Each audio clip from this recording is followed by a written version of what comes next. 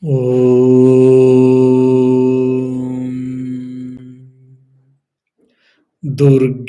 smruta harasi bhitima ashesha janto swastai smruta mati mativa shubham dadhasi daridrya dukkha bhayaharinikatvadanya sarvopakara karanya sadardra chitta. O goddesses Durga, bless me. I invoke you with my deepest devotion. Please remove the endless worldly fears from my mind. I praise you from the purest heart. Please shower my life with every kind of auspiciousness and prosperity. I seek your generosity because you are the one who removes the poverty, pain, sorrow, and fear from lives. I am grateful for your divine and compassionate heart, which is with full of mercy and compassion towards us. Om, peace, peace, peace. Dear devotees, from today onwards, the Navaratri has started, which is very auspicious all over the world, if not in many countries. We are all worshipping the Divine Mother for these 9 nights. Navaratri. Nava means 9, nights means Ratri. Means either you can say 9 days, and especially many spiritual aspirants, they worship the mother, especially during those night days in night. That's why it is also called Ratri. And very interestingly, many of you might not know, there are 4 types of Navaratri actually. I think the only one Navaratri which we do this Dasara or Dashahara or Durga Puja, this is the only Navaratri we know, I think. Most of us we know. But actually, there are 4 different Navaratris. The original Navaratri, which in the olden days used to be worshipped, the mother used to be worshipped, that is in the March, April, which is in the Chaitra Masa or Vasanta Navaratri. The Rama's birthday we celebrate, that is also falls in this Navaratri. So earlier, in the olden days, so those days only, the people used to worship the Divine Mother. Only because Rama, when he wanted to slay Ravana, when he wanted to kill Ravana, he wanted special power. So he wanted the grace of Divine Mother, Adi Shakti. So he invoked the mother at this present time and he worshipped mother and he received the grace so that he could slay, he could kill the Ravana. So from then onwards, or later period, this Sharan Navaratri, which is the second type of Navaratri, which has become very popular in these days. So where we are celebrating the mother. So this is a second Navaratri. Even in the Bengal, especially West Bengal and southern part of India, in the traditional houses, even today, in this Chaitra Masa or Vasanta Masa, Chaitra, that is in March, April, even today, they worship Divine Mother in different forms. And there are other 2 types of Navaratri actually. These 2 Navaratris are called Gupta Navaratris. Gupta means it is actually secret. It is here secrets means it is not well popular we can take. Especially the people who follow the Tantra Sadhana and the people who follow Nata Sampradaya, these 2 people especially, they celebrate these 2 Navaratris. One comes in Ashada Masa, which is roughly May, June. So that time, the people, they do worship. The other is in Magha Masa it comes. Of course, the Magha Masa is like in January. Around December, January, one more Navaratri is there. There also they worship Divine Mother.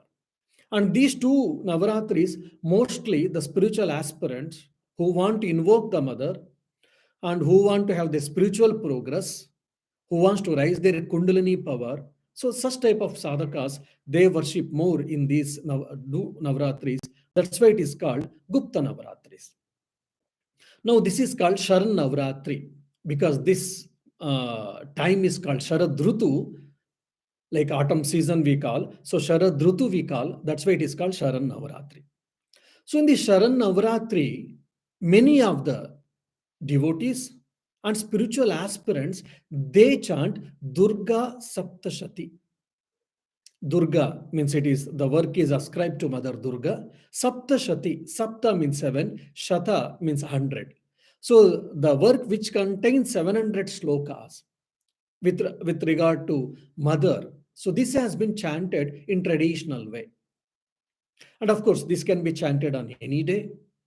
And in Durga Saptashati itself, there is a mention on Ashtami or on Chaturdashi, on Purnima or Amavasya, full moon day or no moon day. On these days, if you chant, you will get special significance. Apart from that, these Navaratris, most of the spiritual aspirants, they chant this Durga Saptashati and they invoke the blessings of the Divine Mother. Now, Durga Saptashati, before going into the details, I would like to explain this word Durga, which is very wonderful word actually. Durga is a Sanskrit word and it is also name of the Divine Mother. So here, Dur means actually difficulties, adverse circumstances, challenges. And Durga, is the removal, eradicating.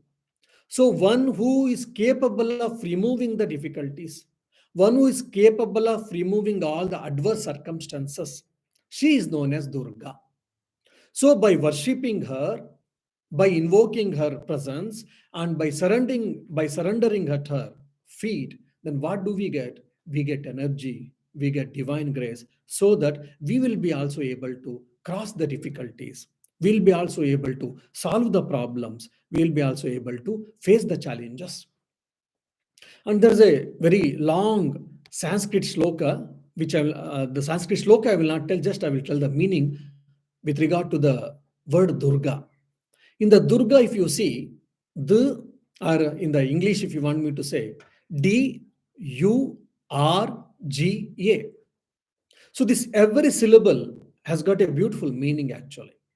So this D refers to the one who destroys the evil forces or one who is capable of destroying the evil forces which creates troubles either at the individual level or even for the society or the country.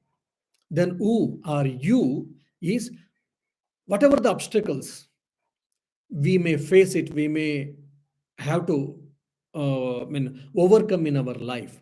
So that the Vedas say by worshipping Mother Durga, you'll be able to get over all the difficulties, or rather, especially obstacles. Then or R is what? The capable of eradicating different types of diseases.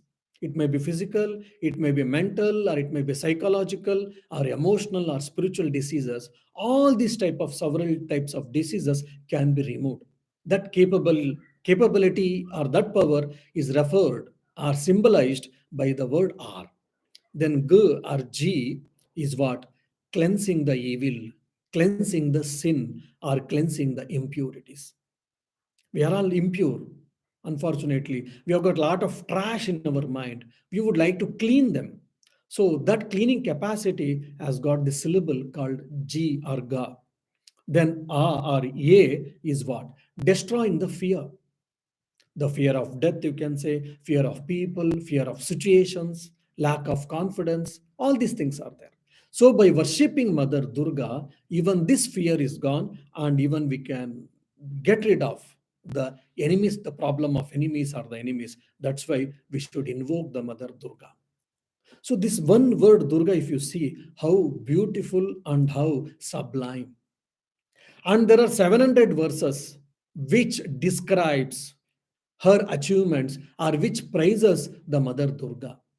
Then when we are chanting, when we chant the 700 verses of Durga, then very well we can imagine how much we can invoke the power and energy in oneself. So the 700 verses is called Durga Saptashati, I told.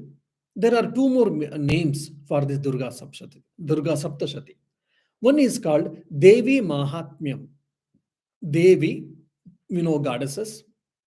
If I go again, start explaining this word Devi, that itself will take half an hour, so I will not go. Mahatma means the glory. So Devi Mahatma means the glory of the divine mother, or the glory of the divine goddesses. Then, popularly in the Bengal, especially, this Durga Saptashati is called Chandi.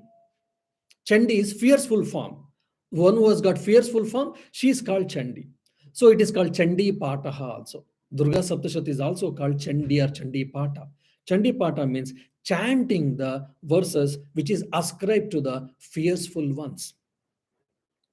And the one important thing which we should observe here is the 700 verses, though they are in Sanskrit in the shloka form, they are not considered merely shlokas, they are considered as mantras. So, though mantras and shlokas are in Sanskrit, no doubt, of course, shlokas can be in any other language also, no doubt, but there is a difference between mantra and shlokas. Shlokas is composed by some people. Like there are so many poets who can compose poems and poetries.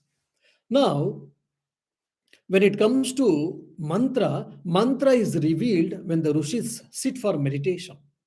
When they sat in meditation, when their mind was raised to the highest level, or when it was connected with the cosmic mind, then these mantras are revealed. So this Durga Saptashati is considered as mantras, not the shlokas.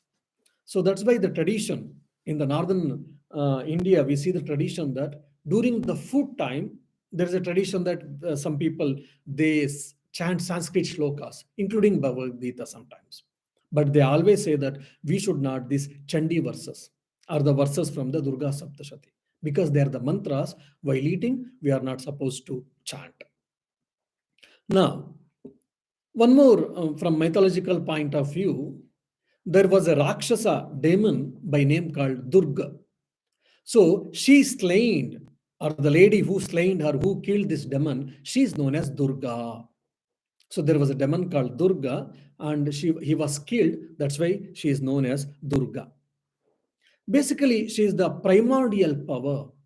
She is the source of energy of this entire creation. Now, when we see this Durga Saptashati is the part of the Markandeya Purana. The Vedas have told the philosophy, which is sometimes very difficult and complex in nature for common people. Then the Veda Vyasa, one of the greatest philosopher and the greatest monk, and I mean, not the monk and the Rishi, he thought common people cannot read and understand the Vedas. It will be too difficult for them. It will be too complex for them. Then what to do?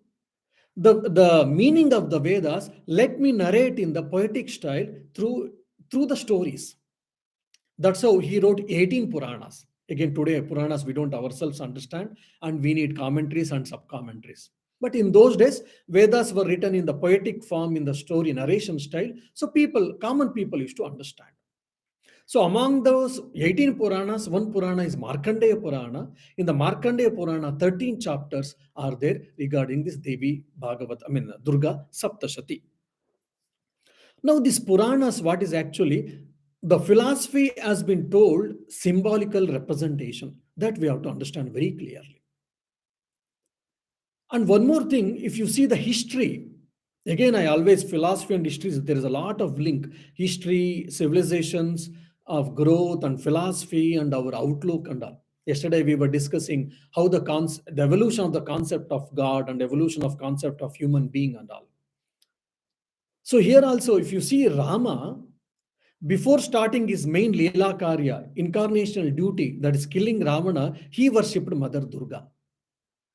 And in Mahabharata, if you see, Krishna, before starting the Kurukshetra war, which was one of the important activity of his incarnation, he worshipped Mother Durga.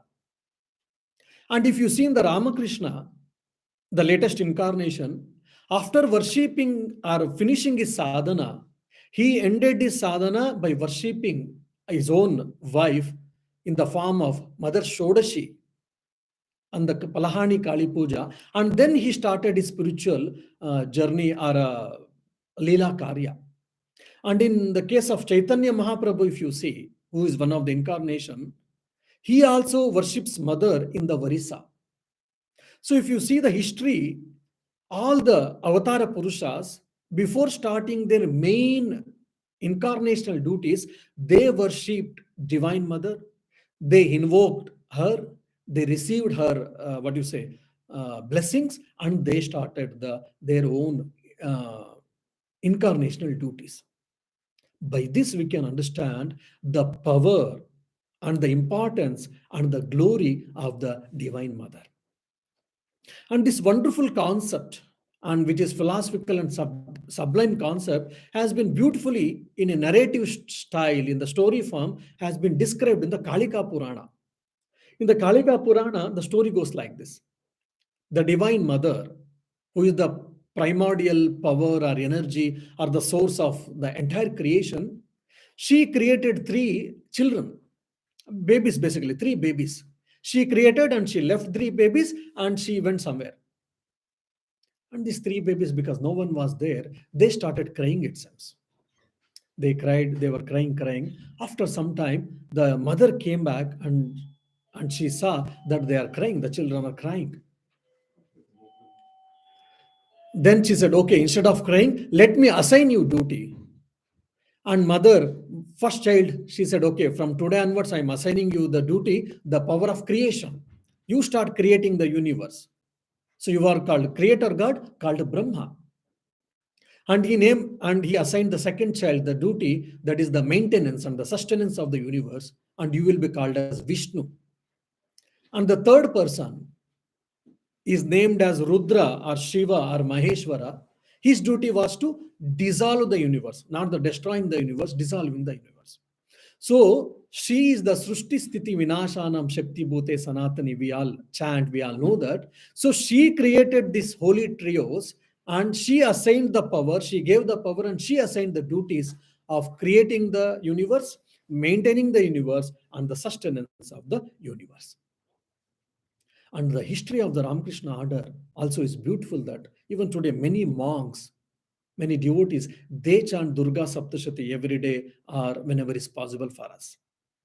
Because Swami Brahmanandaji, the first president of the Ramakrishna Matan mission, who was also the apostle of Sri Ramakrishna, he instructed his disciple Swami Yatishwaranandji that daily for 3 years, at least you chant Chandi Parayan.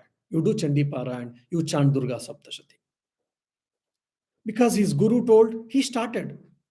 When he started, after a few days, he came and he expressed his problem.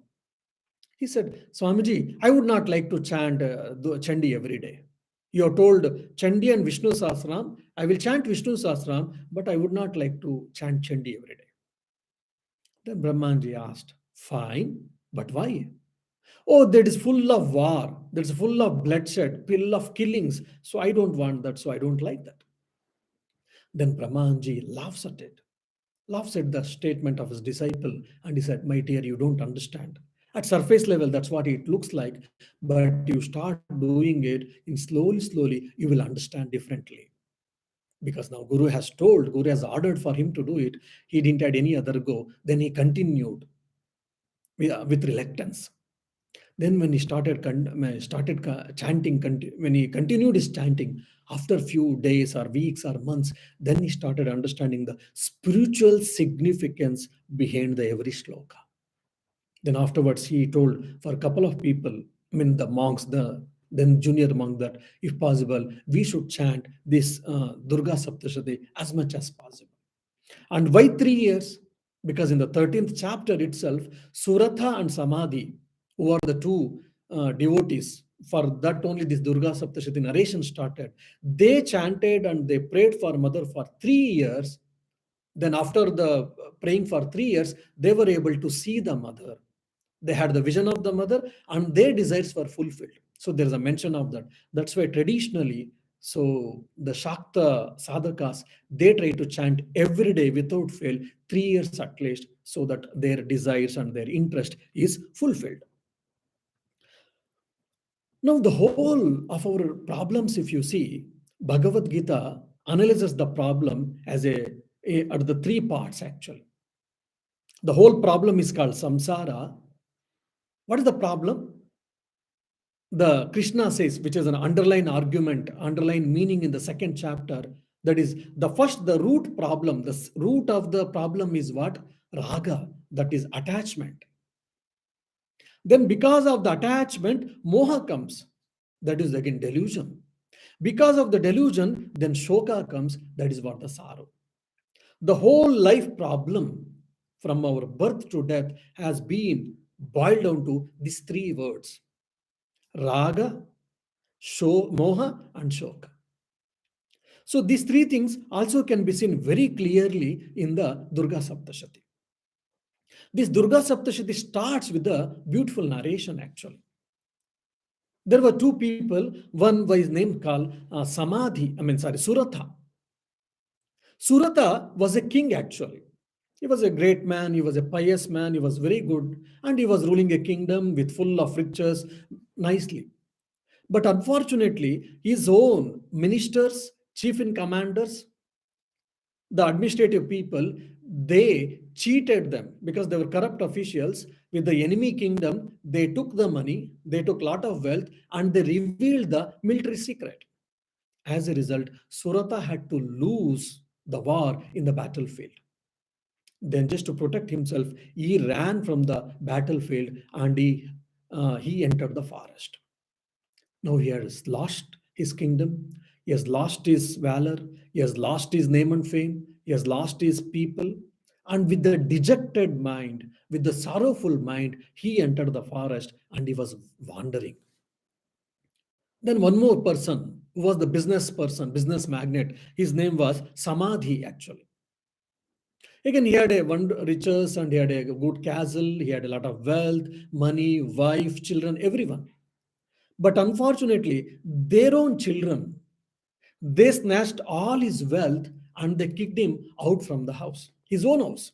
We said, we want your rich, your wealth. We have got your wealth. We don't need you. Get out from the house. And he was kicked out from his own house, from their own children. He was also dejected with a sorrowful, morose mind. He also entered the forest. Now, both were roaming. At some point of time, both met each other. They discussed their problems. They shared their problems. They cried together. And both of them, they started roaming in the forest. And finally, one place, there was a hermit. And they met a sage called Sumedha. He was a Rishi. He was a realized person. And he was the worshipper of the Divine Mother. Very wise person. He was doing spiritual practices in the forest. Then these two people, they approached this Rishi called Sumedha, and they shared all their problems. Then Sumedha had a patience hearing and he said, okay, you stay with me and your life is taken care. Then they started living. Initially, they were morose, and Sumedha started doing spiritual counseling slowly, slowly. And afterwards, he told, you start worshipping Divine Mother because she is Mahamaya. And if her grace is falls upon you, then all of your problems, either materialistic problems or spiritual problems, will be taken care. So you start worshipping Divine Mother. Mahamaya, he says, Yoga Maya or Mahamaya. Then the Surata and Samadi asks, who is this Yoga Maya? Who is this Mahamaya? Who is Adi Shakti? Or what is her nature? So they question for the Sumedha Rishi. Then he starts explaining in the 13 chapters, in the 700 verses forms, more or less, like who is Durga or who is the Adi Shakti and where she has taken three forms: Kali, Lakshmi, and Saraswati. Three forms he starts explaining. So when the Surata and Samadhi understands who is this Yoga Maya or Adishakti or Mahamaya, then they start practicing or they start worshipping the Divine Mother for 3 years. And at the end of the third year, the mother appeared in front of them. Then mother said, I am pleased by your devotion, my dear. What do you want? What boon you want? Please tell me. Suratha, the king, asked, my dear mother, I have lost my kingdom. I would like to get back my kingdom. But I want the kingdom where there should be no more again losing the kingdom. Then mother laughs at it, and he said, whatever this mundane kingdom, if you get, you will be problem, there will be a problem, no doubt. So I will make you a Manu who will be ruling the kalpa. Kalpa is thousands of years, actually it goes. So you'll in the next birth, you'll become a Manu, and you can rule the entire universe, not the small kingdom, entire universe for thousands of years. So his desire was fulfilled, and he was very happy. Then the Samadhi, the business person, mother asked, my dear son, what do you want? He was a bit intelligent. He said, mother, how much ever I get this world and the worldly riches, some or other day I have to leave and I have to die. And I have to leave it even for interestingly or grumblingly. So better I shall not have all these things. I don't want this materialistic prosperities. I have seen the world enough. I have enjoyed this world enough, and I have seen this world enough. All this dualistic world. Fine. Then what do you want? Then he said, let me get this unalloyed bliss. By getting what, when I get unalloyed bliss, I want that ultimate state, the supreme state I want. Mother laughs at it and said, okay, that is what Brahmagnana we say. Okay, your desire also, or your wish be also fulfilled. So he attains Brahmagnana and he gets liberated completely or perfectly. So this is what the story actually. And this story, if you read Durga Saptashati introduction in any big book, you will get this history. So if you go a bit deep, there only will understand many other different shades of meaning, what we can learn as a life lessons. For example, if you know bit Sanskrit, you'll be able to enjoy this. Surata. Su means samyak, nice. Ratha means chariot. He was a king and wonderfully he had a good chariot, no doubt. Of course, in these days we can see, oh, who has got a good BMW car or a Benz car, we can say. So he is called Suratha. Not only that, Suratha means one who has got the good body. This body is also considered as a chariot. This body also is considered as a vehicle. So one who gets the wonderful body, physical body. So even the Suratha had a wonderful physical body. He was fit enough. Physically, he was fit enough, no doubt. He had a lot of valor also. Because he was a king, he was well built, he had a lot of valor also. But the problem is he was always obsessed with the materialistic prosperity, and that's why he had to suffer. He had to suffer and he had to suffer. So here the commentators, there are so many commentaries has been written on these books also. The commentator says that Surata had a wonderful body, he had a valor, he had a lot of physical strength, no doubt, but at the same time, he was a tamo pradhana person. Tamas was dominant in him. So that's why he only aspired for the materialistic prosperity. When he got mother, he could have aspired for the spiritual prosperity, but he only aspired for materialistic prosperity. And the Samadhi again, he has got the steady wisdom. You see, he was also deject. I mean, he also had a problem of dejection because he was also thrown out from his family, from his own kith and kin. He was also morose, no doubt. He was also unhappy, no doubt, but he was a bit intelligent enough. So when he heard the story of Mother Durga from the Rishi Sumedha, then he understood what is truth, what is real, and what is appearance or unreal or illusion. So he struggled. He did penance for 3 years. He worshipped Mother Durga for 3 years, and Samadhi, he got the spiritual wisdom and he got liberated. So one is good physics is also required, no doubt. And Samadhi represents Rajo Pradhana, means we have to be active, no doubt, but that action should be diverted towards the manifestation of the divinity or experiencing the divinity. That's what the commentators says about the Samadhi. Then the Rishi Sumedha, see, Samyak Medha, good intellect or right intuition, right understanding, right perception. This Sumedha was living in the forest.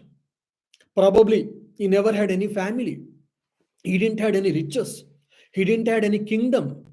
He didn't have any people who respects him, but he was happy. He was contented. He was blissful. Why? Because he had the right intellect, He had right wisdom, he had a right understanding. Samyak drushti, we say in Sanskrit, means he had a right perception about the things. He knew what is right and what is wrong, what is permanent and what is ephemeral or what is temporary. That's why he had a steady wisdom. He had a right wisdom, means he had a right understanding, he had a steady wisdom. That's why he was happy, he was blissful. So the worldly problems didn't taint him. So he is Sattva Pradhana, the commentators say. So from Tamo Pradhana, we have to raise ourselves to Rajo Pradhana. From Rajas, we have to raise ourselves to Sattva. Then what happens? We get a steady intellect and right perception, right view is achieved or attained. Now, when we come to 13 chapters, there are there 700 slokas, which runs in 13 chapters. And in the beginning, there is called Kavacha, which is like an armor. Then Argala, Argala is like a locking, and Kilaka, which is called pinning or the key. So these are the three individual chapters which has taken from different Puranas, and it has been added to the Parayana Krama, chanting style. Apart from that, Navarnava mantra is there, then Devi Dhyana is there. These 13 chapters are chanted. Afterwards, Ratri Sukta or Devi Sukta is being chanted, then three Rahasyas are there, then Devi Aparadakshamapana Stotra is there. I will not go into all the details. Now, only I will concentrate on these 13 chapters. So, in these 13 chapters, there are 6 set of Rakshasas, demons, comes into, has been described. So one set, two Rakshasas, Madhu and Kaitaba, they are considered as one set of Rakshasas. And the second Rakshasa was, or the demon, was Mahishasura. And the third set, two Rakshasas, which was Shumbha and Nishumbha. And the fourth was Dhumralochana. And the fifth is two people again, Chanda and Munda. And the sixth was last, that was Raktabijasura. Now the commentators, they opine or they give the esoteric meaning for the 6 sets of Rakshasas, saying that they resemble our Shat Chakras. So one by one, when we get rid of that problem, they represent particular qualities, particular defects, particular traits. So when these are taken care, then what happens? Then the Shat Chakras we break and we go to the 7th chakra, which is Sahasrara, where we get merge ourselves with the Supreme Consciousness, which is nothing but Parabrahma Swarupini, or Yoga Maya, or Adishakti, or Devi, or the Divine Mother. Now, coming to the chapter wise, the first chapter is what? The slaying of the Madhukaitaba. So, there, if you say Madhukaitaba Vadha, we say Vadha means actually killing.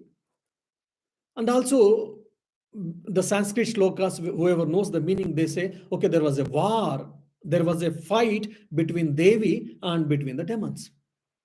So, probably I would like to, rather I prefer to understand, or I would like to say that instead of thinking that as a war, let us take it as a struggle, the struggle within. Now Madhukaitaba were there or not, Shumba Nishumba were there or not, Mahishasura was there or not, it is very head boggling sometimes for us. Oh, what is the guarantee all these were there?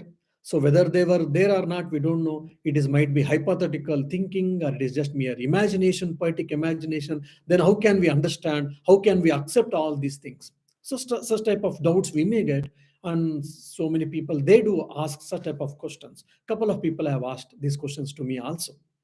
So that's where I say, whether you believe in that or not, at least let us take from the spiritual angle, which makes a lot of sense.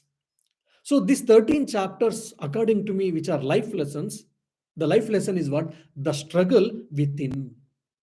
Every one of us, we are struggling. We know what is right. We know what is not right. We know what is good. We know what is bad. We are supposed to do good and we are not supposed to do bad. But still, knowingly, unknowingly, fortunately, unfortunately, likingly or unlikingly, sometimes we don't we don't do good and we do bad. The same thing we can see in Arjuna. When the Krishna comes to Astinapura, before the Kurukshetra war commencing, he comes as an ambassador on behalf of Pandavas and he wanted to have a negotiation. So when he came for this negotiation, he approaches Duryodhana, who was the crown prince then. He says, look, you are from such a big clan, famous clan. So many great people have been born in your family. So the way you are behaving, it doesn't befit you. Why can't you change yourself? Why can't you change yourself? Then Duryodhana makes a beautiful statement. He said, Na janami dharmam nachame pravrutti, janami papam nachame nivrutti, kim karniyam vasudevaha. Oh Vasudeva, what shall I do? I am helpless. Why? Janami dharmam. I know what is dharma. I know what is righteous. I know what is ethics. Janami dharmam, nachame pravrutti. But somehow I don't have interest to follow all of them. Janami Papam, because I have gone to Gurukula school, I have learned all the Vedas, Puranas, Upanishads, Dharma Shastras, ethics, morality, all these things I know. Janami Pa, I know what is right and what is wrong. Janami Papam, Nachame Nivrutti, I am unable to leave, I am unable to forgo, I am unable to renounce. What shall I do, Vasudeva? I am helpless. So this is the plight, or this is the status for most of us. This way, here we have to seek the divine's intervention. That's why we have to surrender at the feet of the Lord or at the feet of the divine mother. Why do we need God's help? Because we can do many things, no doubt, but we cannot do all things. Yes, to a certain extent we can do certain things, we can achieve, but beyond that we can't. Hence, when we take shelter at the feet of the divine, when we seek the refuge and when we seek the divine help, then everything becomes possible. And this Madhu and Kaitabha, according to the story, they were born with the wax, the earwax of the Vishnu, it seems. That means from the dirt of the Vishnu's ear, they were born, this Madhu and Kaitaba. So this dirt is represent is Mala. Whoever has attended my Aprokshanubhuti and Drugdrishya Viveka classes, you'll be able to understand the Vedanta. So three types of dirt we speak. One is Mala, the other is Avarna, and the third is Vikshepa. Mala is the physical dirt, gross dirt. And the Avarna is the layer of ignorance actually. The Vikshepa is because of the ignorance, ignorance which has been covered, it has been projected as different. I am perceiving the rope as snake. So because I'm not seeing the rope, I'm mistaking it as a snake. So that is called Vikshepa, power of projection. These are the three dirts which every one of us we have. So this Madhu and Kaitaba, these two Rakshasas, they represents that Mala, the gross form of the dirt. So the man is very instinct, who lives at the level of instinct, animal tendencies we say. So in Madhu Kaitaba, they represent these animal tendencies are the very instinctful living. And apart from that, Madhu means actually sweet, honey, sweet. And Kaitaba means actually bitter. Madhu represents sweet and Kaitaba represents bitter. So our life is with full of sweet and bitter, pleasant and unpleasant things, favorable and unfavorable situations, favorable and unfavorable people, favorable and unfavorable circumstances too.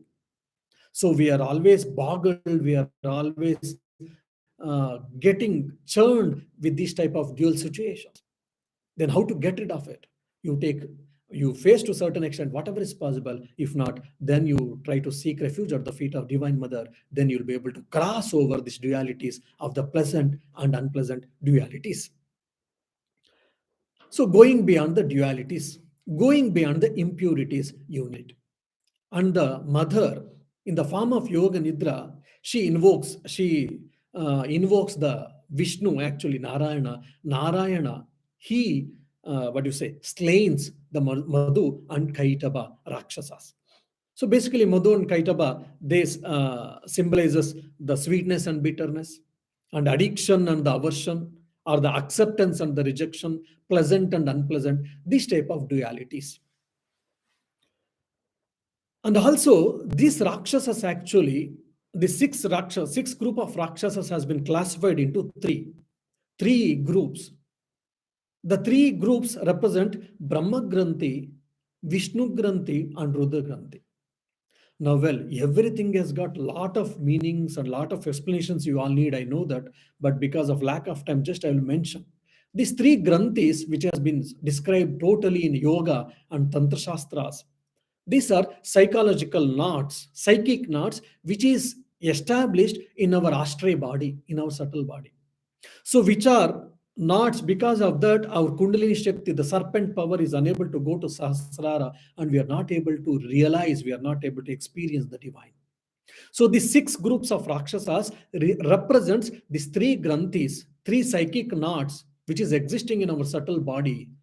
So, that is Brahma Granthi, Vishnu Granthi, and Rudra Granthi.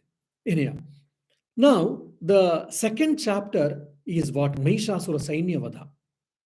So thousands of there was a huge army which belonged to Mahishasura. So this uh, Mahishasura Sainya represents the stubbornness and the inertia, which is again tamasic quality. Stubbornness.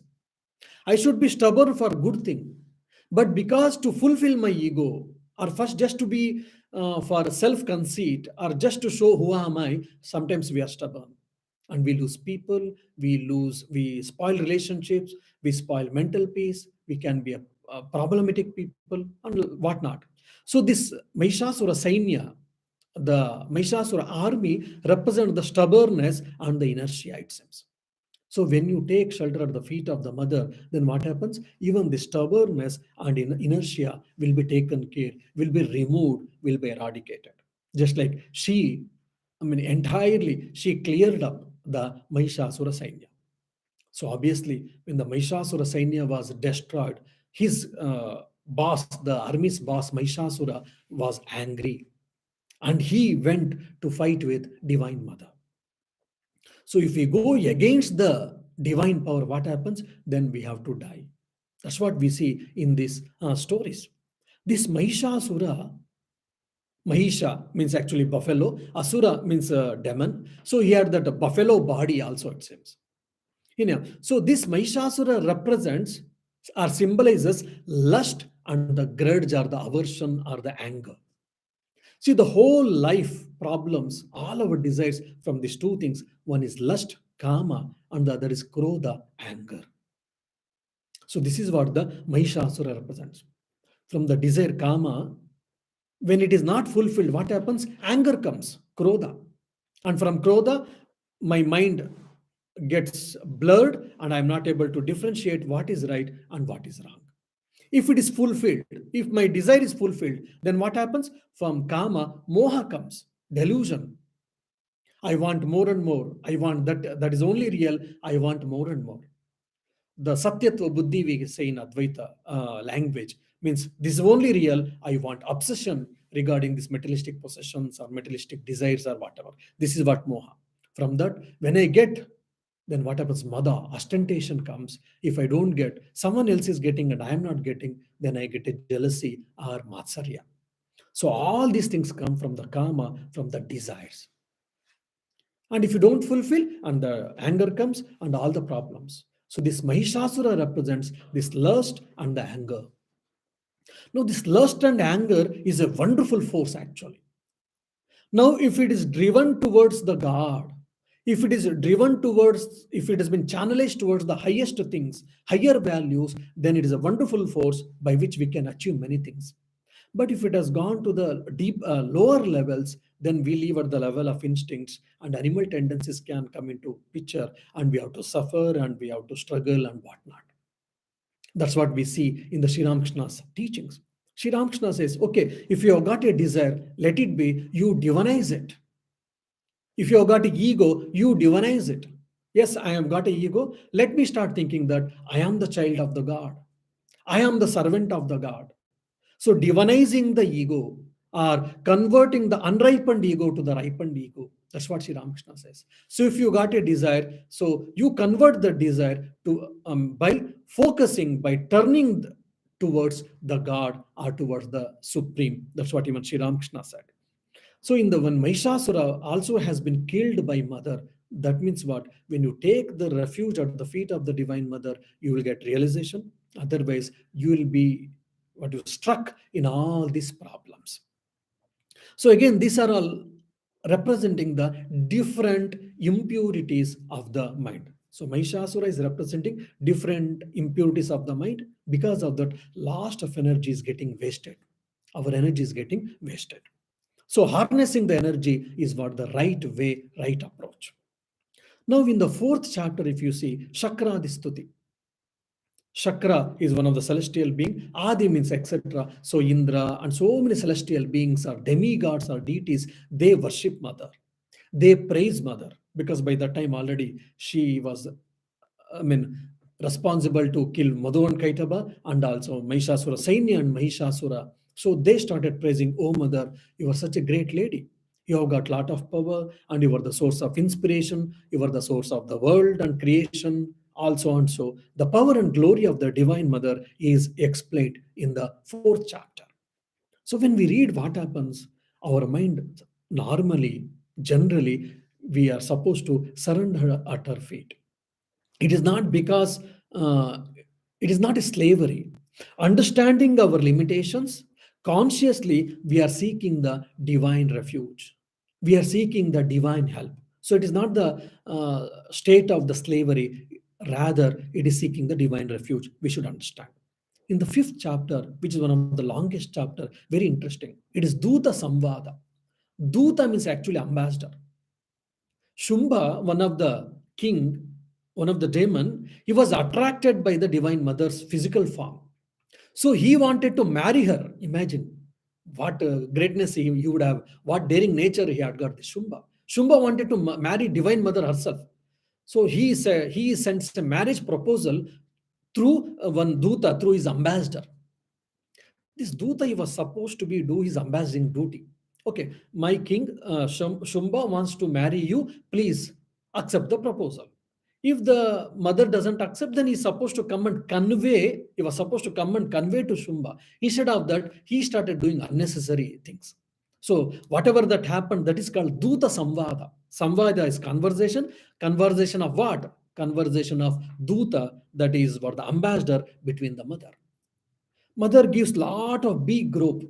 Look, you are an ambassador. You have stated your king's opinion or desire. Okay, that is not possible. I am rejecting it. So please go on, convey the same thing to your king. But he didn't do it, and he starts arguing with her, and he makes all nasty comments and all these things. Then he will be also killed. Basically, this Duta also will be killed by mother, unfortunately. So here you can see very clearly, mother many times she warns. See, whether you or your king, whatever you are doing, whatever you are aspiring for, whatever you are desiring for, that is not right. Never do it. Don't do it. Many times we see, oh, if God is there, why there is so many bad things? People are doing cheating, people are doing robbery, all these things. What God is doing? So God is sitting, residing in our heart, and as a pure awaken, as an awakener, he's saying that, or he's saying or she's saying that, do this, don't do this. One whoever listens to that inner word, inner voice, then they will become the saints. Who occasionally they listen, they become human beings. Whoever they don't listen at all, they become demon. So here we can see very clearly why she's, though then mother is killing everyone, slaying everyone. How can you say that she is full of compassion? She gives lot of, inputs. You don't do this. This is not right. This is not right. Don't do it. Don't do it. She tells, and she gives long, big rope. She gives lot of chances also. There may be a chance he may understand and he may correct himself. He may rectify himself. So giving so many chances, so many warnings, then only mother kills actually. And of course, killing is also a divine grace. That's what we have to understand. Then it comes sixth chapter. When this Duta was killed, obviously Shumba, the king, was annoyed. He was angry and he sends one of his chief commander called Dhumra Lochana. Dhumra Lochana goes to fight against the mother, divine mother. Again, Dhumra means dust or the smoke actually. So if there is a smoky weather, foggy weather, we can't see things as it is. So similarly, Shumba, because of his anger, his mind was colored with the anger. His mind was foggy, so he was not able to know, he was not able to understand what he is doing. He couldn't understand the power of the mother. Unfortunately, he went against the mother itself. So similarly, many of the time we keep doing against the nature, against the God, or against the divine, or against the supreme power, and whatever about the moral principle or the moral truth that is called Rutam. So in Dhumra Lochana also same thing happens. Mother wants, but he doesn't listen. And basically this Dhumra Lochana represents the distorted perception. When you get angry, then as a byproduct, because Shumba is anger now, so he is sending his chief commander, who is Dhumra Lochana, because of his anger, he has got a distorted perception. So Dhumra Lochana is an instrument of the Shumbha, but he has got a distorted perception. He is not able to understand what is not right, or what is right and what is not right. This is what we can see in our life. Because of the anger, our perceptions gets blurred. Because of the anger, we lose our discrimination and we do many unwanted things. And in the seventh, then Dhumralochanavada also was killed, and the Shambhu sends great some of the commanders like Chanda and Munda. And among them, there are so many others. So two main peoples are named here, who are called Chanda and Munda. They are all demonical in nature. They also come and they also start fighting with this mother. And this Chanda Munda were very highly volatile, highly ferocious, highly they were, because they were very angry, because his king, his master is angry, and is one of his friend or the chief in commander Dhumra Lochana has been killed or slain. That's why he was violent. His anger was uncontrollable, and he had a lot of cruelty in his nature, this Chanda. And this Munda, he had senselessness basically. He didn't have any sense. So whatever his master said, he used to do. So both of them also started fighting with the mother, in spite of telling, in spite of warning. And this Chanda and Munda were also slain or killed by mother. That's why she is called Chamundi or Chamunda. Why she is called Chamunda? Because she killed Chanda and Munda, which has been conjugated Sandhi. That's why she is called Chamundi or Chamunda. Now finally, before this Shumba, he sends one more fellow. He's called Raktabija. The story of the Raktabijasura is very interesting, but I will not go into it because of the time. This, if the drop of the blood, if a drop of the blood has been fallen on the earth, then thousands of Raktabijasuras will grow, it seems. That's what the story says. So now she has to kill him, but at the same time, she should see that not a single drop of the blood should fall on the ground, because by killing one Raktabijasura, if there are 10 drops, then from the 10 drops, thousands of Raktabijasuras will come. He had that boon because of his penance. Then what did she do? She killed and she elongated her tongue and she swallowed the Raktabijasura on her tongue, so that no blood will fall on the earth, and so that no new Raktabijasuras will come. So this Raktabijasura represents our desires. You try to fulfill one desire, second desire will come. You try to fulfill it, then three more desires come. You try to fulfill three desires, then 10 desires will come. So there is no end to our desires at all. That's why this Rakta Bijasura represents our endless desires, are the source of desires. And when you take shelter at the feet of mother, then what happens? Because the ignorance will be removed, then the source of desire is been arrested, which is called Dagda Bija Avastha, according to the Patanjala Yoga system and the Tantras. So that is attained, where you will be free from all types of desires, free from all types of, passions. Then finally, Nishumbha and Shumbhavada comes in 9th and 10th chapter. These two people are also killed by the mother. The Shumba represents anger and arrogance, pleasant and self-conceit. And Nishumba has been represented, symbolized as self-pity, unpleasant, and so on and so forth. Finally, these two people are also killed. When these two people are killed, then no more Rakshasas in the then universe, or in the then earth. So then all the all the asuras, that is the devatas, celestial beings, are very happy, because all the demons are cleared, all the dust has been cleared, all the negative force has been cleared. All of them, they come and they start worshipping Mother, praising Mother with the beautiful verses, which is in the 11th chapter, Narayani Stuti. Why? Because you cleared all the trash, you cleared all the evil forces, the demonic people who are the nuisance for this world and for everyone. So that's why they started praising her Narayani. Again, this one word Narayani is also very interesting. Whoever has listened to my Thursday lectures on Sarvamangala Mangalya, there I have given all these detailed descriptions. So just I will tell, Ayana means actually the path, and also the path and also the goal to be achieved, Ayana. And Nara means human being. The path which has to be taken and the goal which has to be attained is what Narayana, and that is what Narayani means. She is the path and she is the goal. So one more is there, Nara. Nara means Mula Prakriti, and Sankyan's concept of Mula Prakriti comes here. Nara means Hiranyagarbha. Upanishad discusses in the Hiranyagarbha, which is undifferentiated creation. The source of creation has come from that. Whoever has studied Brihadaranyaka and Chandogya Upanishad, you'll be able to understand this Hiranyagarbha concept. So this Nara symbolizes, represent that Hiranyagarbha, and from that Hiranyagarbha, whole path has come. The creation has been emerged. That's why she is called Narayani. And in the 12th chapter, Falastuti, whoever chants this Chandi or Durga Saptashati, what they get and how their sins are cleared, how their evils are cleared, how their problems are cleared, how they can get spiritualistic prosperity or materialistic prosperity, has been told beautifully in the 12th chapter. And that is also considered as Bhagavati Vakyam. The mother herself says that, okay, whoever worships me, whoever, chants this Durga Saptashati, what all things one can get. If you're chanting an Ashtami day, what you will get it. If you're doing in Chaturdashi, what you will get it. If you're chanting an Ashtami, Amavasya, or Punnime, what you will get it.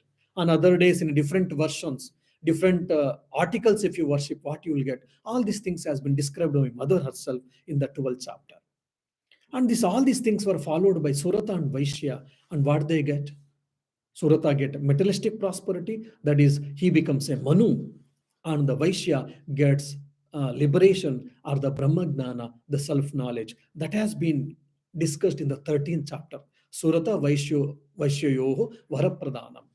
So Mother bestows the grace on Surata and Vaishya. So that has been discussed in the 13th chapter.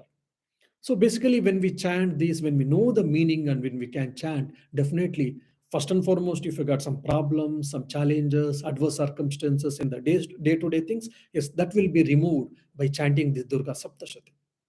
And second is, we need energy, we need positive power, we need strength of mind, we need strong will. All these things can be attained by chanting Durga Saptashati.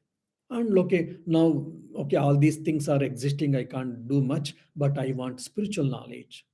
I want the realization, God realization or self realization, or I want to know the ultimate truth. If you, someone of you wish, by chanting Durga Saptashati as much as possible regularly, or in the stipulated time, or in the stipulated way, definitely we can get even the spiritual knowledge by chanting the Durga Saptashati. That's why by chanting all these things, the struggle within can be, what you say, progressed fast. We have got a lot of problems, we have got a lot of defects, we have got a lot of unwanted things in us. We have to clean all the trash, we have to clean all these defects. How is it possible? By praying to Mother, by seeking the refuge at her feet. Then what happens? It is the best refuge by which all our problems will be extinct, or we will transcend from all these problems, and we can establish ourselves in the unalloyed bliss. So may the Mother Durga or Adishakti bless all of us on this auspicious day, all of us and our family and friends, relatives, so that we shall be able to get her blessings and we shall live the peaceful and contented life. Om Shanti Shanti Shanti. Harihi Om Tat Sat. Shri Ramakrishna Arpanamastu.